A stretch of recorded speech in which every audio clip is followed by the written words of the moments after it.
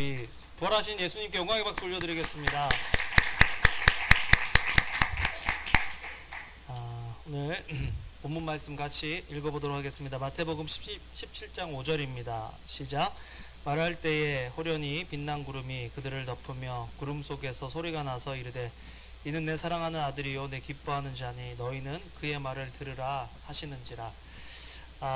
주일 예배 오신 여러분들 주님의 이름으로 환영합니다. 하나님을 기쁘시게 하는 삶을 사신 예수님, 어떻게 보면 부활 주일인데 어떻게 설교를 할까 하다가 하나님을 기쁘시게 하는 삶을 사신 예수님의 이 땅에서의 마지막 모습이 부활이었다라는 생각을 가지고 말씀을 준비했습니다. 마태복음에 보면 이는 내 사랑하는 아들이요 내 기뻐하는 자다라는 말이 두 번 반복됩니다. 하나는 침례 요한에게 침례를 받고 공생애를 시작하시는 그 순간에 하나님께서 말씀을 하셨고, 두 번째는 이제 십자가 지시기 5, 6개월 정도 남겨두시고 제자들에게 이제 내가 십자가 고난을 통해서 영광 받을 거다라는 말씀을 하시는 그 순간부터 시작해서 변화산에서 예수님께서 변화되시는 그 순간에 하나님께서 거기에 있는 베드로와 요한과 야고보를 향해서 이는 내 기뻐하는 자니 너희는 그의 말을 들을지어다 라고 말씀하시는 것을 보게 됩니다. 예수님을 닮아가는 것이 우리 삶의 최고의 목적입니다. 돈을 많이 벌고 좋은 집에서 살고 또 세상에서 인정받는 삶이 우리 인생의 목적이 아니라, 또 우리를 기쁘게 하는 것이 우리의 목적이 아니라 예수 그리스도를 닮아가는 것이 우리의 삶의 최고의 목적입니다. 우리 인생의 목적이 있죠. 목적이 없는 인생은 없습니다. 목적이 없다라고 생각하면 얼마나 그 순간 서글퍼질까요? 나는 뭐 아무짝에도 쓸모가 없어. 살 이유가 없죠. 하나님께서 우리를 만드실 때 목적 없이 실수로 만들지 않으시고 하나님의 목적을 가지고 우리를 만드셨다라는 것이 우리에게 얼마나 감사한지. 목적을 잊어버릴 수 있고 목적을 잃어버릴 수는 있어도 목적 없는 인생은 없다. 그렇다면 우리는 하나님께서 우리를 만드신 그 목적을 따라 사는가? 이 세상에서 모든 것들을 해보고 또 인간이 취할 수 있는 가장 큰 영광과 부귀영화를 누렸던 솔로몬은 그의 생애 말년에 모든 것이 헛되다라고 고백합니다. 전도서 12장 6절에서 8절 읽어보겠습니다. 시작. 은줄이 풀리고 금그릇이 깨지고 항아리가 샘 곁에서 깨지고 바퀴가 우물 위에서 깨지고 흙은 여전히 땅으로 돌아가고 영은 그것을 주신 하나님께로 돌아가기 전에 기억하라. 전도자가 이르되 헛되고 헛되도다. 모든 것이 헛되도다. 기억하라. 우리가 기억해야 될 것들이 있는데 하나님 주신 사명을 이루는 것 아닌 그 모든 것들은 헛되다라고 성경에서 말하고 있다라는 것입니다. 우리가 지금 공을 들이고 있고 우리가 지금 시간을 들이고 있고 우리가 지금 물질을 들이고 있는 것들이 하나님 보시기에 헛된 것들이냐, 아니면 하나님께서 영광을 받으시고 그것들을 통해서 기뻐하실 것인가를 오늘 설교를 통해서 한번 점검해 보면 좋겠습니다. 그렇게 해야 되는 이유는 하나님께서 마지막 날에 우리의 선악간에 심판하실 것이기 때문입니다. 전도서 12장 13절 14절을 읽어보겠습니다. 시작. 이래 결국을 다 들었으니 하나님을 경외하고 그의 명령을 지킬지어다. 이것이 모든 사람의 본분이니라. 하나님은 모든 행위와 모든 은밀한 일을 선악간에 심판하신다. 솔로몬보다 많은 것들을 누린 사람이 있을까요? 없습니다. 그런데 솔로몬이 마지막에 한 이야기는 뭐냐면 하나님을 경외하고 그의 명령을 지키는 것이 우리의 본분이고 사명이다. 우리가 지금 살아가는 우리의 삶의 방향은 하나님께서 우리에게 디자인하신, 하나님께서 우리로 하여금 살아가게 목적하신 그 목적을 따라 살아가는 삶이냐, 아니면 우리가 눈에 보기에 좋은 세상에서 말하는 괜찮은 삶을 우리가 추구하고 사느냐는 한번 말씀을 통해서 점검해 볼 필요가 있는 거죠. 하나님 눈에 보시기에는 사람이 아무리 화려하고 많은 것들을 이뤘을지라도 하나님 눈에 보기에는 들의 백합화보다 못하다라고 예수님은 말씀하십니다. 마태복음 6장 28절에서 29절 읽어볼까요? 시작. 또 너희가 어찌 의복을 위하여 염려하느냐? 들의 백합화가 어떻게 자라는가 생각하여 보라. 수고도 아니하고 길쌈도 아니하느니라. 그러나 내가 너희에게 말하노니 솔로몬의 모든 영광으로도 입은 것이 이 꽃 하나만 같지 못하였느니라. 생각해보세요. 솔로몬이 얼마나 화려하고 멋있는 궁전을 만들고 나라를 확장하고 좋은 시스템을 만들고 책들을 발간했는데 이 모든 것보다 들에 핀 백합화가 더 영광스럽다, 더 아름답다. 여러분, 만약에 우리가 인생을 끝나는 그 순간에 하나님 보시기에 내가 쌓아왔던 이 집, 가정, 또 사역, 사업, 이 모든 것들이 들에 핀 백합화보다 못하다면 우리의 삶이 얼마나 허무할까요? 우리는 젊었을 때부터 이런 것들을 생각해 볼 수 있어야 된다. 그런데 예수님은 하나님께서 예수 그리스도를 이 땅에 보내신 그 목적을 아셨고 그 목적을 따라 사셨기 때문에 하나님께서는 생애 공생애를 시작하시는 그 목적을 따라 이제 삶을 살아내시려고 하는 그 순간에 하나님께서는 예수님을 향해서 이렇게 말씀하셨습니다. 마태복음 3장 17절 같이 한번 읽어보겠습니다. 시작. 하늘로부터 소리가 있어 말씀하시되 이는 내 사랑하는 아들이요 내 기뻐하는 자라 하시니라. 이는 내 사랑하는 아들이요 내 기뻐하는 자다. 영어로 한번 읽어보겠습니다. 시작. And a voice from heaven said, This is my son whom I love. With him I am well pleased. 하나님께서 우리와 지금 함께 계실 때, 지금 예배하는 이 순간에 내가 너희들과 함께 있어서 너무 기쁘다. 너희는 나를 기쁘시게 하는 사람들이다. 넌 나를 기쁘게 하는 사람들이야. 라고 하는 그 말씀을 들을 수 있을까? 물론 부모가 자녀를 보면 기쁘죠. 그렇지만 부모가 자녀를 볼 때 마냥 기쁜 건 아닙니다. 그 자녀가 살아가야 될, 또 해나가야 할 어떤 그런 일이 있는데 그것들을 안 하고 시간을 허비하고 낭비하고 또 쓸데없는 걸로 염려하고 걱정하고 힘들어하면 부모가 그 모습을 보고 근심을 하죠. 때로 우리는 하나님 그분을 바라기보다는 하나님께서 우리에게 주실 어떤 그런 하나님으로부터 딸려와야 할, 올 수도 있고 안 올 수도 있는 그런 것들의 부재로 인해서 하나님을 원망하고 불평할 때가 있지는 않은가. 저는 이제 아이들을 통해서 대화하면서 많은 걸 배우는데, 얼마 전에, 며칠 전에 우리 대열이랑 그런 얘기를 했어요. 대열아, 할아버지 할머니 이제 나이도 많이 드셨는데 미국에서 사시라 그럴까? 그랬더니 갑자기 대열이가 No? 그러는 거예요. 그래서 아니 이놈의 자식이, 아니 왜 할아버지 할머니 같이 살면 좋잖아 그랬더니 Just kidding 그러더니 속마음을 얘기하는 거예요. 할아버지 할머니가 가끔 와야 자기한테 용돈을 많이 주시는데 계속 살면은 용돈을 안 주실 수도 있다는 거예요. 그래서 제가 그 말을 듣고, 야, 얘가 지금 본질을 추구하지 않고 본질에서 얻어 걸릴 수 있는 보너스를 바라보고 있구나. 그러니까 사실은 할아버지가 계시면 그 모든 것들이 더 풍성하게 있을 거잖아요. 근데 그 생각을 못 하는 거예요. 우리도 혹시 하나님의 사명을 따라 살고 하나님을 따라 살 때 그 하나님을 추구하고 하나님의 사명을 추구하면서 살아갈 때 오는 그 기쁨과 즐거움과 행복이 행여나 없을까봐 하나님을 구하지 않고 다른 것들을 구하고 있지는 않은가. 우리 자신을 한번 이 말씀을 통해서 점검해 볼 필요가 있지 않을까요? 하늘로부터 소리가 나서 이는 내 사랑하는 아들이여 나를 기쁘게 하는 자다라고 하는 음성은 우리가 하나님께서 주실 것들을 바라보는 것이 아니라 하나님 자신을 바라볼 때 그때 들려오는 음성이다라는 걸 우리는 알아야 합니다. 그래서 하나님은 사명대로 살아가는 삶을 기뻐하십니다. 예수 그리스도의 사명은 뭐였느냐? 오늘 부활이 있기까지 예수 그리스도의 태어남이 있어야 되고 예수 그리스도의 태어남을 통해서 예수 그리스도의 그 사명을 따라 산 삶이 있기 때문에 우리가 부활을 기념하고 부활을 증거하는 거지, 그냥 이 앞에 것들은 모두 잊어버리고 부활만 우리가 축복하고 축하하고 기념한다면 그것은 여타 종교에서 죽었다 깨어난 사람을 찬양하고 신기해하는 것과 다를 바가 없다라는 것. 우리는 부활만 강조해야 되는 것이 아니라 부활에 이르기까지 예수님께서 해오셨던 그 삶의 발자취를 우리가 다 같이 셀러브레이트하고 다 같이 기억하고 나도 그렇게 살길 소망합니다라는 소망이 예배를 통해서 생겨야 하는 거죠. 예수님의 사명은 무엇이었느냐? 마태복음 1장 21절, 태어나시기 전에 천사를 통해서 마리아가 이제 낳을 그 아들이 무슨 일을 위해서 살아야 하는지를 예언해주는 그런 장면입니다. 같이 읽어보겠습니다. 시작. 아들을 낳으리니 이름을 예수라 하라. 이는 그가 자기 백성을 그들을 죄에서 구원할 자이심이라 하니라. 예수님은 나시기 전부터 이 땅에서 어떻게 사셔야 할지 아셨어요. 자기 백성을 그들의 죄에서 구원하실 분, 이것이 예수 그리스도의 사명이었습니다. 예수 그리스도는 이 사명을 위해서 살았습니다.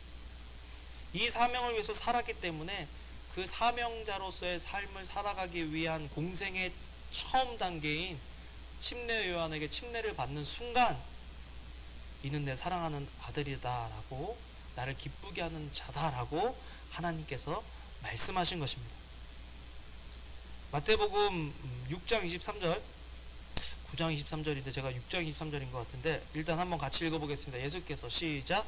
예수께서 온 갈릴리에 두루 다니사 그들의 회당에서 가르치며 천국 복음을 전파하시며 백성 중에 모든 병과 모든 약한 것을 고치시니, 예수님은 자기 백성을 그들의 죄에서 구원하시려고 이 땅에 오셨는데 예수님께서 침례받고 하신 세 가지 중요한 사역들이 지금 여기에 기록되어 있습니다. 첫 번째는 회당에서 가르치시는 거고, 두 번째는 천국 복음을 전파하시는 거고, 세 번째는 백성의 모든 병과 또 약한 것들을 고치시는 일이셨습니다. 여러분 생각해 보세요. 마태복음은 그리스도의 왕되심을 강조하는 복음서입니다. 4복음서가 있는데 네 복음서마다 예수님을 인간으로 오신 예수님, 또 이방인들을 위해서 오신 예수님, 이렇게 그 예수님의 강조하는 강조점이 있는데 마태복음은 왕으로 오신 예수님에 대해서 강조하는 부분입니다. 그래서 하나님의 나라가 굉장히 많이 나와요. 언급이 돼 있어요. 하나님의 나라는 하나님이 통치하신 나라죠. 예수 그리스도께서 이 땅에 오셔서 하나님의 나라, 하나님의 통치하심을 회복하시기 위해서 이 땅에 오셨다라는 것들을 계속해서 강조하시고 거기에 관련된 사역들을 적어놓고 있는 것이 마태복음입니다. 그런데 왕으로 오신 예수님, 당시에 이스라엘을 다스리고 있던 로마는 힘으로 다른 국가들을 정복하고 힘으로 그 국가들의 자유를 빼앗고 자기의 왕됨을, 세상 사람들이 보기에는 그렇게 대단한 인물이 아니에요. 여러분 생각해 보세요. 만약에 예수님이 벨리에 오셨는데, 벨리에 오셔서 복음을 전하시는데 막 병자도 고치고 귀신도 쫓아내긴 하는데 교회는 막 그렇게 크지가 않아요.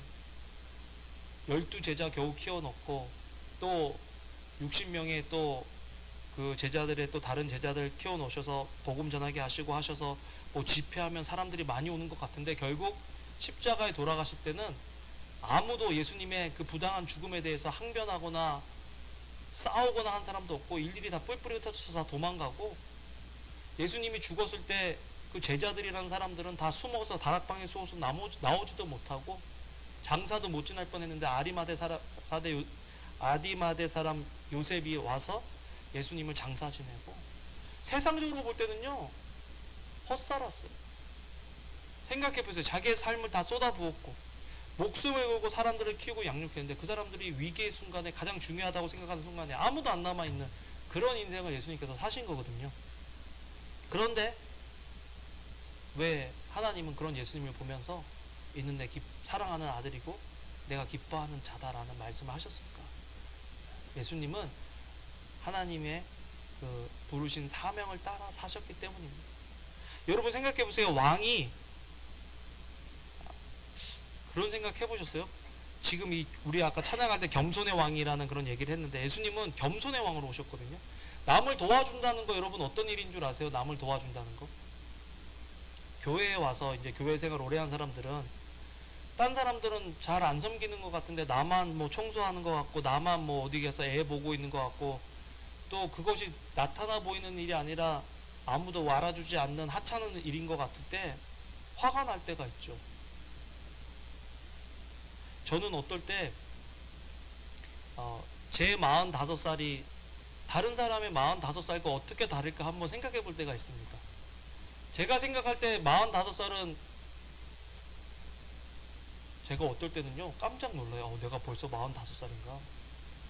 마음은 30이고, 그래서 우리 교회 조그만 애들 찬이 또 주드 이런 애들 앞에서 내가 막 재롱 떨 때요, 내가 45이라는 걸 잊어버리고 재롱을 떱니다. 막 지들이 나를 웃겨야 되는데 맨날 제가 웃기려고. 그럼 속으로 어떨 때 내가 나를 인식하지 못하면, 야 45에 내가 이거 뭐하고 있냐, 고객의 만족을 위해서 내가 이렇게까지 해야 되나. 제가 제 자신을 이해하지 못하고 제가 저 정체성을 모르면 그렇게 생각할 수 있지 않을까요? 다른 45살에 다른 교회 45살 목사님들은 어떻게 하고 있을까? 근데 저는 저를 부르신 그 부르심에 만족하고 그것들이 너무 기쁘고 그 아이들의 자라가는 모습들을 보면서 너무 기쁘다는 거죠. 예수님은요, 얼마나 바쁘시고 이런 사람들을 도와주시는데 자기 계획대로 자기 생각대로 하신 것이 아니라 그 사람들을 볼 때마다 마음이 긍휼해져가지고 너무 불쌍해가지고 항상 그 사람들을 도와주는 그런 삶을, 피곤한 삶을 사셨습니다. 마태복음 8장 20절 같이 한번 읽어볼까요? 시작. 예수께서 이르시되 여우도 굴이 있고 공중의 새도 거처가 있으되 인자는 머리 둘 곳이 없다 하시더라. 한번 있어요? 한번 찾아서 읽어볼까요? 예수는 시작. 예수께서 이르시되 여우도 굴이 있고 공중의 새도 거처가 있으되 인자는 머리 둘 곳이 없다 하셨. 머리 둘 곳이 없이 사람들의 필요를 따라서 움직이신 예수님이 우리가 오늘 기념하고 기리는 부활하신 예수님입니다. 여러분, 예수님이 그 세 가지 사역 가르치시고 교육이죠. 그 다음에 복음 전파죠, 선교죠. 또 백성들의 모든 병과 약한 것들을 고치시는 구제시죠. 이 세 가지 일을 하시는데 이거는 왕이 할 일이 아닌 거예요. 우리가 생각할 때 왕이 할 일이 아닌 거예요. 그런데 왕 대신 예수님께서 이 일들을 해주신다. 사람을 섬기는 게 우리 뜻대로 되면 좋겠는데 사람을 섬기는 게 힘든 것이 우리 뜻대로 우리 마음대로 안 돼서 그래요. 제가 요즘 지미 아저씨랑 계속 이제 관계를 하는데 한 2, 3주를 못 만난 거예요. 지미 아저씨를. 그래서 기도했어요. 하나님, 제가 지미 아저씨 또 만나게 되면 도와줄 수 있는 것들을 찾아서 돕게 해주세요 라고 그렇게 기도했는데, 지지난주에 예배 마치고 우리 교인들이 여기서 좀 놀다 가는 교인들이 있어서 같이 얘기하다가 교인들 가고 저도 나가는데 마침 지미 아저씨가, 이 옆에 사는 IB에 사는 아저씨죠. 지미 아저씨가 트렁크란다. 앞에 본넷을 열고 뭐 열심히 보고 있는 거예요. 그래서 그냥 저는 한 10분, 15분 정도 얘기하고 가야지 해가지고 하이 지미 그러면서 뭐 하고 있냐 그랬더니 뭐 이거 하고 있다 저거 하고 있다 설명하는데 저는 무슨 말인지 모르죠. 그쪽엔 잘 모르니까. 막 얘기하다가 점심 먹었어? 이렇게 했더니 지미 아저씨는 시간 개념이 없어요. 썬데이인지 모르고, 그리고 지금이 제가 점심 먹었냐 그랬는데 아침 안 먹었는데 그렇게 얘기를 하는 거예요. 그래서 아니 지금 점심이니까 점심 먹었냐니까 아침 안 먹었다고. 그러니까 아침부터 지금까지 안 먹었다는 얘기인 것 같아요. 그래서 어떻게 해요? 하이하고 아침 안 먹고 점심도 안 먹은 사람을 놔두고 갈 수는 없잖아요. 제 계획은 그냥 하이하고 뭐 필요한 거 없냐고 집에 갈라 그랬거든요. 여러분, 누군가를 돕는다는 거, 전도하고 구제하고 남을 가르친다는 거는요, 우리 계획과 우리 생각대로 되는 게 아니에요. 때로는요, 우리 계획과 우리 생각대로만 이렇게 막 꽉 짜여져 있잖아요. 그런 순간에 다른 누군가를 도와줘야 되는 일이 딱 생기면요, 첫 번째 반응, 짜증이 납니다. 화가 나. 근데 이제 그래도 주일날 예배를 은혜스럽게 마쳤고, 그러니까 어떻게 해요? 그러면은 뭐 먹을래? 내가 밥 사줄게. 그러니까 제가 맨날 저기 송림장이라고 그 고기도 팔고 하는 데 가서 고기 사주려고 했는데 아저씨가 이빨이 여기밖에 없고 여기는 잘 없어요. 그러니까 고기 씹기가 힘들 거 아니에요. 그래서 뭘 먹고 싶냐 그랬더니 펜다 익스프레스. 여기 놀도프에 있어요, 여러분. 리치다랑. 펜다 익스프레스를 가자고. 오케이. 그래서 내 차 타고 가자. 그래서 제 차에 모시고 펜다 익스프레스를 갔어요. 갔는데 아저씨가 가는 그 이제 내려서 파킹plat에서 이제 펜다 익스프레스로 갔는데 아저씨가 갑자기 버짓이 얼마네요. 자기 얼마짜리 사줄 수 있네요. 그것도 항상 우리랑 다르죠, 그죠? 그 저는 뭐 펜다 익스프레스가 비싸봐요. 그래서 뭐 15불이다 그랬더니 뭐 $15 그랬더니 가만히 있더니 그거보다 더 넘으면 자기가 내겠대요.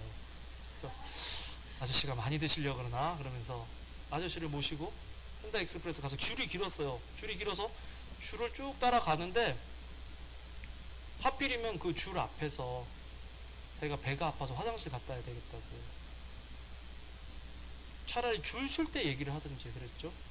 항상 내 계획대로는 안 움직이는 거죠. 아저씨가 화장실 가셔서 한 15분, 20분 있다 오시는 거예요. 그래서 다시 줄 서서 음식을 주문을 하고 보니까 뭐 3가지 고르고 1개 사이드로 고르는 게 9불 9분가 그렇게 하더라고요. 음식 그렇게 안 비싸더라고요. 그래서 아저씨랑 그걸 하는데 아저씨가 말문이 트이셔가지고 엄청 말씀을 많이 하시는 거예요. 지미 아저씨랑 안 해본 사람들은 모를 거예요. 무슨 말씀 하시는지 잘 몰라요. 근데 그때도 오키나와 공군기지에서 군인으로 있었던 얘기하시고 또 어떤 지방에서 무슨 일이 있던 거 얘기하시고 막 왔다 갔다 하다가 시간이 계속, 그래서 제가 속으로 계속 나는 이분을 도와주러 온 거야, 나는 이분의 얘기를 들어주러 온 거야. 어차피 잘 못 알아들으니까 계속 제 얼굴에 표정이 나타나면 안 되니까 저도 그런 거 있으면 좀 울그락불그락 할 때가 많거든요. 그래서 한 시간 반을 있었나 봐요. 거기서 있다가 아저씨가 진짜 이거를 큰 건데 다 드셨어요. 그래서 저는 너무 기쁜 마음에 아저씨한테 와, 너 이거 almost finish 딱 그랬더니 아저씨가 갑자기 미안해, 내가 너무 말을 많이 해서 너무 오래 먹었지 그러더니 막 또 허겁지겁 먹는 거예요. 내 마음은 그게 아니었는데 갑자기 엄청 미안한 거, 착한 일하고 나중에 미안한 거 있잖아요. 그리고서는 아저씨를 돌려보내줬어요. 여러분, 성경에서 얘기하고 있는 예수님이 살아가신 그 사명의 삶은, 예수님은요 어떤 때 제자들 모아놓고 막 밥 먹으려고 그러는데도요 사람들이 막 몰려와가지고 밥 먹다 말고 가서 사람들 막 고쳐주신 적도 많고요. 하나님을 기뻐하시고 사명을 따라 살아가는 거는 우리 계획대로 우리 생각대로 살아가는 삶은 아닌 것 같아요. 현대에 있어서 가장 큰, 하나님을 믿는데 가장 방해가 되는 거는 첫 번째는 너무 바빠요. 그래서 우리가 누군가를 돕고 교회 일을 하고 하나님께서 나에게 맡겨주신 어떤 일들을 감당함에 있어서도 딱 내 계획에 세워놔야 돼요. 그것이 안 되면 분노가 일어나고 화가 나, 시험에 들죠. 그런데 아이고 깜짝 놀랐네. 네. 그런데 이런 일들이 예수님께서 살아가시라고 하신 이 하나님이 기뻐하시는 삶은 내 것들, 내 계획들, 내 생각들을 내놓고 도와줘야 됩니다. 우리 교회는요 이미 그런 것들을 잘하고 있어요. 작년에 우리가 21만 불을 예산으로 세웠는데 우리가 거의 한 6만 불, 7만 불을 오버해서 썼어요. 뭐 고아원 애들도 도와주고, 박희영 선교사님 뭐 갑자기 도와줄 일이 있어서 도와주고, 또 고아원 아이들 이제 졸업하면 예찬이 돕는다고 또 헌금도 하고 그래갖고 막 엄청 썼어요. 이거 리모델링도 한 것도 있지만. 그런데 하나님이 다 채워주셨어요. 이번에도 그거랑 비슷하게 예산을 세워놓긴 세워놨지만 갑자기 박혜영 선교사님 전화와서 애 막 그 헌금 안 내면 안 될 사진을 보내주셔가지고 엄마들이, 아빠들이 마음이 동해서 저희들이 헌금을 했죠. 예산이 없었던 일이죠. 최기훈 선교사님이 뭐 리모델링 한다고 막 그러셨는데, 리모델링 한다고는 하는 거는 5만 불이 드는데 그 얘기하고 기도 제목 보내고서는 2주 있다가 불이 나가지고, 말은 뭐 한 예산 어저께 얼마나 답답할까. 최기현 선교사님이 79년생인가? 79년생이에요. 79년생 사업가도 아니고 79년생 목사에게, 선교사에게 10만 불은 어떤 돈일까요? 근데 지금 후원해주는 교회는, 후원해주고 뭐 단기 선교 오는 교회는 2개, 3개 교회밖에 없고, 갑자기 우리는 괜히 선교팀, 선교 우리 이렇게 맨날 기도할 때 맨날 기도해 드리잖아요. 최기현 선교사님. 여러분, 누가 기도 부탁하면요, 그거는 잘 생각해야 돼요. 기도해 줄까 말까. 그거는요, 그냥 기도만 해주는 게 아니라 그 사람의 삶에 우리가 들어가겠다 하는 것들을 의미하는 거거든요. 아니, 그런데 이제 전화해서, 아니, 불나서 이제 어떻게 돼요? 예산은 어떻게 되는 거예요? 그랬더니 한 10만 불 정도 든대요. 5만 불도 그 얘기 들었을 때 기도하겠습니다 라고 얘기를 하는데 그 다음은 어떻게 될까라는 생각도 들죠. 하나님이 왜 예수 그리스도의 삶을 기뻐하셨을까라고 생각해 보면, 예수 그리스도가 그 믿는 믿음으로 하나님께서 하기를 원하시는 일들을 했기 때문에 하나님께서 예수님을 기뻐하셨다. 믿음이 없이는 기쁘시게 못하나니 하나님께 나아가는 자는 반드시 그가 계신 것과 또한 그가 자기를 찾는 자들에게 상 주시는 이심을 알아야 할지입니다.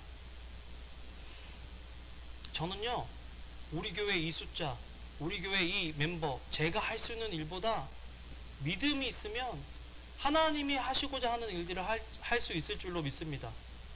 그게 하나님을 기쁘시게 하는 일인 거죠. 계획하고 예상하고 생각하고 하는 일들은 다 우리가 할 수 있는 일들이에요.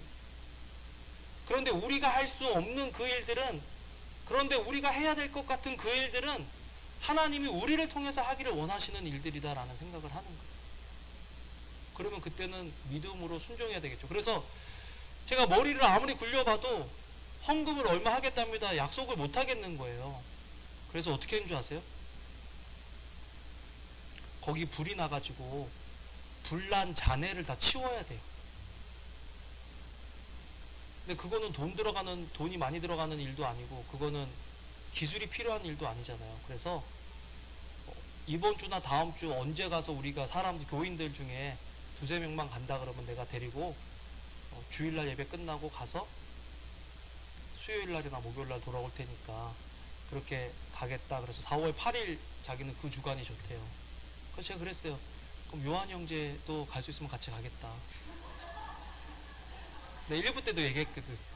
네.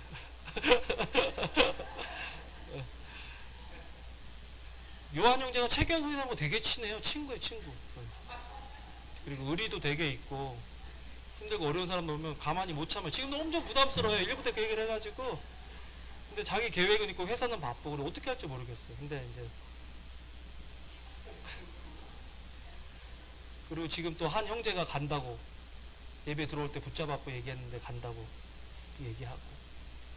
그래서 일단 불탄 그 건물을 다 뜯어내는 그 일을 같이 가서 하기로 했어요. 그래서 혹시 오늘 설교 들으시다가 나도 가서 월요일 저녁 때 이제 주일날 점심 하고 교회 다음 주 피크닉 전에 끝나고 가서 10시쯤 밤에 10시쯤 도착하고 자고, 그 다음에 죽으라고 이틀 동안 노가다 하고 수요일날 오실 분들은 저한테 알려주시면 같이 팀을 꾸려서 가겠습니다.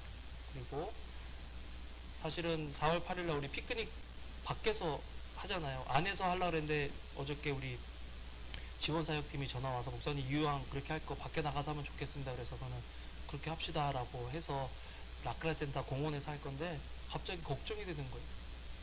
야외 예배하면 헌금 안 들어오는데. 우리가 지난주에 그랬잖아요.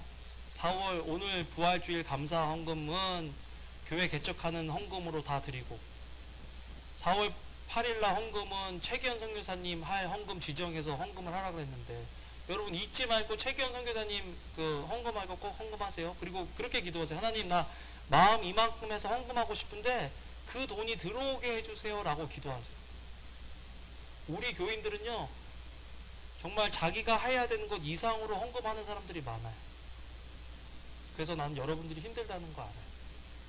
그렇기 때문에 무리하지 말고, 이번에는 무리하지 말고 기도하세요. 하나님, 내가 정말 거기에 이 정도 하고 싶은데 그만큼 돈을 주세요 라고 기도해봐요. 그리고 그 주신 만큼 하시면 돼요. 나머지는 우리가 가서 몸으로 때울게요. 가서 이렇게 저기 쓰레기 하고. 그리고 혹시 시간 돼서 가실 수 있는 분들은 저한테 알려주세요. 제가 그렇게 가겠다고 하시면 형제들만 그렇게 가겠습니다. 자매들은 남편한테 애 맡기고 내가 갔다 올게 이렇게 하지 마시고, 형제들 가실 수 있는 분들은 가셔서 같이 가시면 좋겠어요. 우리 계획에 없는 일이지만 하나님이 기뻐하실 거라는 생각해요. 고아와 과부와 힘든 사람들 도와주는 거, 그거 하나님이 기뻐하시는 일이거든요. 두 번째로 사명을 따라 사는 사람의 삶을 기뻐하시고, 하나님은 사명을 완수하는 사람의 삶을 기뻐하신다. 예수님은요 사명을 따라 사셨을 뿐만 아니라 그 사명을 완수하셨는데, 그 완수하실 수 있었던 이유는 첫 번째, 이 땅에서 천국을 소망하는 삶을 살았기 때문에 그래요. 여러분 어때요? 천국이 멀리 있을까요? 가까이 있을까요? 우리는 천국을 소망할까요? 아니면 이 땅을 소망할까요? 예수님이 만약에 이 땅에서 천국이 아닌 이 땅을 소망해서 이 땅의 왕국을 지을 생각을 하셨다면 십자가에 돌아가시지 않으셨습니다. 그분은 군사를 키우고 자기 추종자들을 만들어서 로마를 뒤집어 엎고 세상을 뒤집어 엎으셨을 거예요. 그런데 예수님은 이 땅에 소망을 두신 것이 아니라 천국에 소망을 두셨기 때문에. 재미있는 거는요, 마태복음 3장에서는 내 기뻐하는 아들이다 라고 하면서 예수님에 대해서 기록하고 있는데 거의 대부분이 가르침, 교육, 그 다음에 병 고치시는 것, 귀신 쫓아내시는 것, 이거를 포커스해서 집중적으로 기록하고 있습니다. 그런데 변화산에서 이제 예수님께서 엘리야와 모세를 만나서 교제하시고, 성경학자들은 그 교제를 통해서 이제 십자가 지셔야 되는 그 예수님의 마음을 더 단단하게 하신 거 아니냐, 위로하신 거 아니냐, 그렇게 얘기를 하는데, 예수님께서 그 사건 이후에 이제 베드로가 보고 주님을 위해서 움막을 짓겠습니다. 엘리야와 모세가 그 움막에서 좀 쉬십시오 라고 이야기를 했는데, 하나님께서 그 얘기를 듣자마자 이는 내 사랑하는 아들이요 내 기뻐하는 자다라고 말씀하시고 끝나는 것이 아니라 너희는 그의 말을 들어라 라고 얘기하셨는데, 마태복음 17장 5절 후로는 예수님께서 고쳐주신 사역도 나오지만 더 포커스 된 것은 천국에 대해서 예수님께서 강조해서 말씀하고 계십니다. 예수님께서 십자가 지시고 예수님께서 우리를 위해서 부활하셨다라는 것들을 믿는 사람들은요, 천국을 소망하는 사람들입니다. 이 땅에서 잘되고 이 땅에서 영광을 바라는 사람이 천국을 소망하는 사람이 아니라, 이 땅에서는 힘들고 어려울지라도 천국을 소망하면서 살아가는 사람, 그 사람이 하나님이 기뻐하신 사람이고, 그 사람이 우리에게 주신 사명을 완수할 수 있는 사람이다. 여러분, 우리 벨리 생명의 교회 처음에 저는요, 사실은 어떤 생각을 하고 있었냐면, 여러분들한테 고백하지만 저는 커뮤니티 철치를 만들고 싶었어요. 로컬 철치를 만들고 싶었어요. 공동체적인 철치를 만들고 싶었어요. 그런데 우리 교인들은 계속 멀리 살잖아요. 아무리 이사 오라고 꼬셔도 꿈쩍도 안 하는 우리 교인들.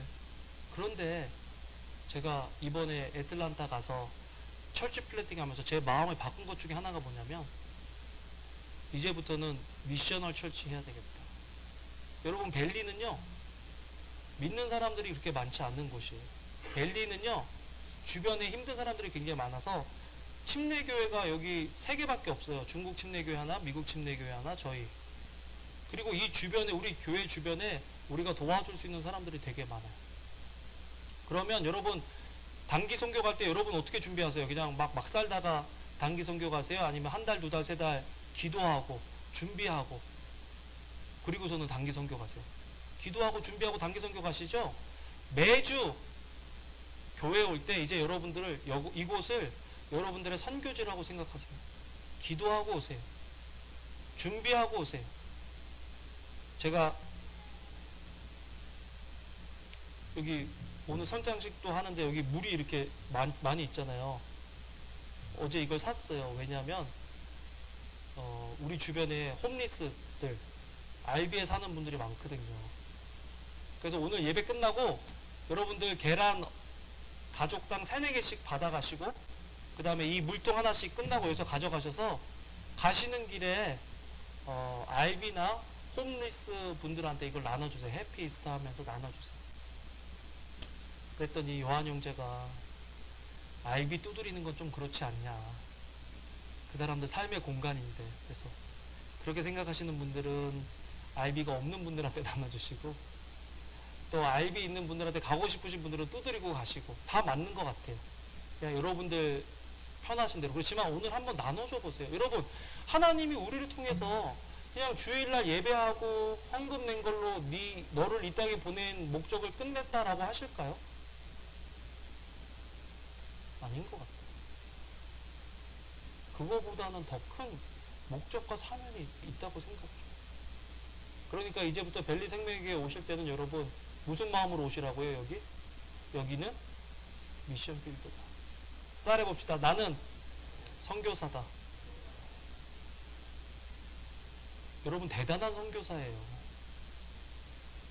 저희 아내랑도 가끔 얘기하지만 그 먼 곳에서 애들 데리고 우리 교회 왜 올까? 3년이면 할 만큼 해서 돌아가는 사람 많거든요. 3년이면 할 만큼 했다. 근데 여러분들은 지금 4년, 5년째 이렇게 하고 계신데, 여러분 여기가 미션 필드라고 생각하시고 해주시면 좋겠어요. 그래서 이제부터는 교회 올 때 항상 내가 어떻게 하면 교회 주변에 있는 사람들 도와줄 수 있을지 기도하세요. 하나님, 내가 교회로 지금 선교의 마음으로 가는데 내 주변에 주님의 도우심이 필요한 사람들이 있으면 제가 도와줄 수 있도록 눈을 열어주시고 기회를 주세요라고 기도하면 좋겠어요. 그런 사람이 하나님께서 우리에게 주신 사명을 감당할 수 있는 사람이에요. 두 번째로는 어떤 사람이 사명을 완수하는 사람이냐? 하나님께서 우리를 보내신 이 일을 완수하는 것이 하나님을 기쁘시게 하는 거예요. 실컷 노력하고 열심히 했는데 그게 하나님이 원하신 것이 아니었어요. 그러면 어떻게 되죠? 회사에서 누가 일을 맡겼는데 만약에 제가 목사잖아요. 목사가 해야 되는 일 중에 가장 큰 일은 설교를 준비하고 설교를 하는 일이에요. 그런데 만약에 제가 교회 청소한다고 설교 준비를 못했어요. 그럼 어떻게 될까요? 하나님께서 저와 여러분들을 부르신 일이 있는데 지금 내가 열심을 쏟고 있는 그 일이 과연 하나님께서 나에게 하라고 하신 그 일인가를 한번 생각해 보세요. 예수님이 아무리 세상을 변화시키고 세상을 좋게 만들었는데 십자가 안 지셨어, 마지막에. 그럼 하나님이 기뻐하실까요? 수고했다 그러실까요? 아니에요. 예수님은 십자가를 지셔야 하나님께서 보내신 사명을 완수하시는 거예요. 예수님께서 그러셨잖아요. 누구든지 나를 따라오려거든 자기를 부인하고 제 십자가를 지고 나를 쫓을 것이니라. 우리의 십자가는 뭡니까? 여러분들의 십자가는 뭡니까? 지금 여러분들이 애쓰고 수고하고 있는 그 모든 일들이 하나님께서 지고 나를 따르라고 하는 그 십자가예요? 아니면 다른 거예요? 열심히 사는 것만으로는 충분하지 않아요. 제대로 열심히 살아야 됩니다. 하나님이 우리에게 하라고 명하신 그 일을 함으로써, 열심히 함으로써 하나님께 영광이 되고 기쁨이 되는 거지, 그냥 나 열심히 살다 왔습니다, 성실히 살다 왔습니다, 그거 뭐 하나님을 기쁘시게 하는 일 아닙니다, 여러분. 우리 벨리 생명의 교회는 이제 그런 일들을 같이 찾아가면 좋겠어요. 여러분, 이런 말 드리면 그렇지만 우리 너무 잘하고 있어요. 저는 너무 감사해요. 뭐냐면 누가 도움이 필요하다 그러면 우리는 마음으로 다 도와주잖아요. 계획이 없었던 일인데도 여러분들이 이렇게 허락해 주시고 하고, 또 그런 일들을 하도록 교회가 하도록 허락하고, 전 참 감사하고 기뻐요. 우리 앞으로도 이 마음 잊지 않았으면 좋겠어요. 우리 생각대로 우리가 계획해서 하는 거 굉장히 중요합니다. 그렇게 해야 됩니다. 그렇지만 그거 이상의 일을 해야 될 때는 하나님께서 하라고 하셨으면 우리가 가진 것 모든 것들을 내어드리고서라도 그 일들을 할 수 있는 믿음이 우리에게 있었으면 좋겠어요. 그래야 부활의 예수님을, 부활의 능력을 우리가 경험할 수 있는 거예요. 우리가 할 수 있는 것만 해서는 부활의 능력을 경험할 수가 없어요. 말씀을 맺겠습니다. 하나님을 기쁘시게 하는 삶에는 여러분 상이 있어요. 보상이 있어요. 예수님은 믿음으로 자기의 모든 것들을 내려놓고 십자가를 지셨기 때문에 하나님께서 그를 올려주셨어요. 히브리서 12장 2절 말씀 같이 한번 읽어보겠습니다. 시작. 믿음의 주여 또 온전케 하시는 이인 예수를 바라보자. 그는 그 앞에 있는 기쁨을 위하여 십자가를 참으사 부끄러움을 개의치 아니하시더니 하나님 보좌 우편에 앉으셨느니라. 높여주시는 거죠. 이 땅에서는 우리가 하나님 일하고 하나님 위해서 사는 것이 미련해 보일 수가 있지만 우리가 거기에 무너지지 말고 하나님께서 우리를 부르신 그 사명을 끝까지 완수하는 저와 여러분들, 우리 교회 되시기를 주님의 이름으로 축원합니다. 아멘.